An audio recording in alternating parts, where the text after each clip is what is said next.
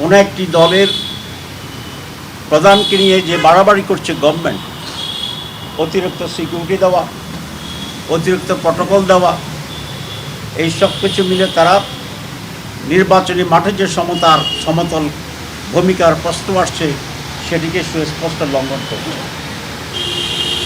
আমরা বলেছি কাউকে অধিকতর সিকিউরিটি কিংবা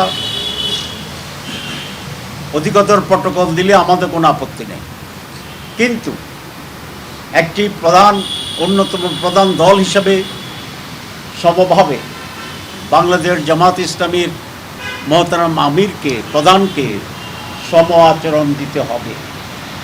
যদি এটার ব্যর্থ হয় তাহলে জাতি পক্ষপাতমূলক অপরাধের দোষে এই ইলেকশন কমিশনকে দোষী হিসাবে সাব্যস্ত করবে এবং লেভেল প্লেইং ফিল্ড এখানে বিনষ্ট হবে।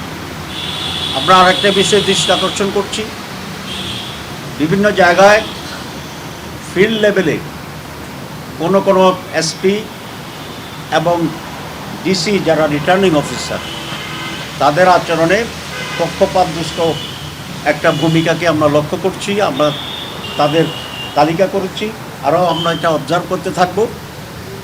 এরকম ব্যক্তিদেরকে চিহ্নিত করে আমরা ইলেকশন কমিশনকে মৌখিকভাবে বলেছি, আমরা লিখিত দেইনি, এখনও আমরা একটা অবজার্ভ করছি। সেই বিষয়টি আজকে প্রধান উপদেষ্টাকে আমরা অবহিত করেছি। যদি ইলেকশন কমিশন যথাযথ ভূমিকা না নেয় তাহলে যেন চিফ অ্যাডভাইজার সেখানে হস্তক্ষেপ করেন, কারণ আমরা দৃঢ়ভাবে বিশ্বাস করি চিফ অ্যাডভাইজার ব্যক্তিগতভাবে একটি অবাধ সুষ্ঠু নির্বাচন চান, যদিও তার চতুর্পাশে অ্যাডভাইজারদের মাঝে কেউ আছে যারা তাকে বিভ্রান্ত করার চেষ্টা করছে।